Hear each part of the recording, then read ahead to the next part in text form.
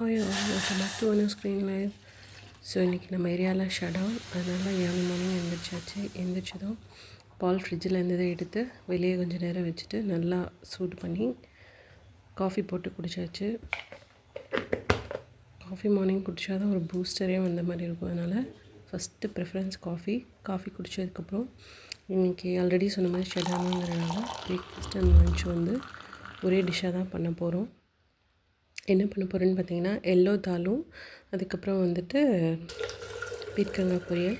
So first அதுக்கு வந்துட்டு பாத்திரம் அடுப்பில் வச்சுட்டு சுடு தண்ணி ஊற்றிக்கிறேன். ஏன்னா டைம் எடுக்குங்கிறதுனால ஆல்ரெடி கெட்டிலில் வந்து கொதிக்க வச்சுருந்த சுடு தண்ணி ஊற்றிக்கிறேன். அது கூடவே ஒரு 2 கை அளவுக்கு துவரம்பருப்பு எடுத்துருக்கேன், அதுவும் ஆட் பண்ணிக்கிறேன். இப்போது கொஞ்சமாக ஆயில், பருப்பு ரொம்ப குழஞ்சிடாமல் இருக்கிறதுக்கு. அதோட பருப்பு நல்லா கொதித்து வந்துருச்சு அந்த எண்ணெயோட. இப்போ இந்த ஸ்டேஜில் நம்ம வந்து ஒரு 1/4 ஸ்பூன் அளவுக்கு மஞ்சத்தூள் ஆட் பண்ணிக்கலாம். இது ரொம்ப பொங்கும், கொஞ்சம் பார்த்து தான் பண்ணணும். இப்போ சைடில் வந்துட்டு பருப்புக்கு தேவையான தாளிப்பு கொடுத்துடலாம். எண்ணெய் ஊற்றி கடுகு பொரிஞ்சதும் பச்சை மிளகாய், பூண்டு, சின்ன வெங்காயம், கருவேப்பிலாம் ஆட் பண்ணிக்கலாம். நான் இந்த சைடில் நாங்கள் தனித்தனியெல்லாம் போட்டுட்ருக்க மாட்டேன், எல்லாம் ஒன்றா போட்டுருவேன். போட்டு தாளிச்சிட்டு இப்போது 1 ஸ்பூன் அளவுக்கு சீரகம் அந்த கையில் நல்லா நசுக்கி நல்லா மிக்ஸ்டு ஆட் பண்ணிக்கலாம். ஆல்ரெடி சொன்ன மாதிரி தான் நல்லா வாசனையாக இருக்கும். அப்புறம் ஒரு மீடியம் ஸ்மால் பீஸ் பண்ணால் 4 தக்காளி எடுத்துருக்கோம், அதையும் நல்லா ஆட் பண்ணிக்கலாம். ஆல்ரெடி பருப்புலேயும் மஞ்சள் போட்டுருக்கோம், மேலே 1/4 ஸ்பூன் அப்புறம் தேவையான அளவு உப்பு போட்டு க்ளோஸ் பண்ணி வச்சிடலாம். இப்போ பார்த்திங்கன்னா நல்லா தண்ணி விட்டு அந்த தக்காளியெலாம் வந்து நல்லா மசிஞ்சிருச்சு. அவ்வளோதான். இந்த ஸ்டேஜில் வந்துட்டு மல்லி இலை இருந்தால் நீங்கள் மல்லி இலை ஆட் பண்ணிக்கலாம், அது இன்னுமே ஒரு ஃப்ளேவரபுளாக இருக்கும். ஸோ இப்போது ஆல்ரெடி கொதிச்சிட்ருக்க அந்த பருப்புக்குள்ளே நம்ம இந்த தாளிப்பை ஆட் பண்ணிக்கலாம். பார்த்திங்கன்னா பருப்பு நல்லா வந்துருச்சு. பருப்பு தனியாக எடுத்துகிட்டு பருப்பு நல்லா இருத்தினதுக்கப்புறம் மற்ற வச்சு கடைஞ்சாச்சு. பருப்பு தண்ணியில் வந்துட்டு புளி போட்டுக்கிறேன். இது வந்து கைண்ட் ஆஃப் ரசம் மாதிரி.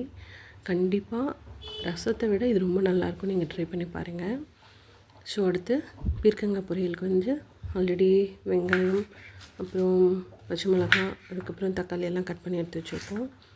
இப்போது பீர்க்கங்காய் வந்து தோல் சீவிட்டு நல்லா குட்டி குட்டி துண்டாக கட் பண்ணிக்கலாம்.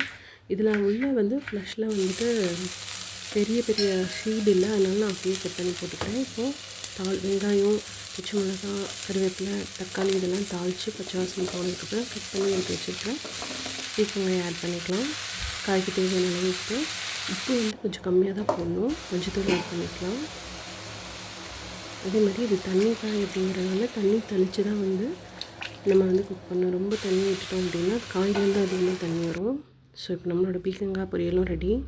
இன்றைக்கி வந்து மார்னிங் பிரேக்ஃபாஸ்ட் அண்ட் லன்ச் ரெண்டுமே வந்துட்டு பார்த்திங்கன்னா சுட சுட சாதம், துவரம்பருப்பு கடையில், இதில் நெய் விட்டு இல்லைன்னா தேங்காய் எண்ணெய் விட்டு சாப்பிட்டோன்னா அல்டிமேட்டாக இருக்கும் டேஸ்ட். அது கூட பீர்க்கங்காய் பொரியல். அப்புறம் இதோடு வந்து இந்த பருப்பு பருப்பு தண்ணி. அவ்வளோதான். இன்றைக்கி நம்ம வீட்டில் இதுதான் பிரேக்ஃபாஸ்ட் அண்ட் லன்ச் ரெசிபி. உங்கள் வீட்டில் என்னென்னு மறக்காமல் ஷேர் பண்ணுங்கள். தேங்க்ஸ் ஃபார் வாட்சிங்.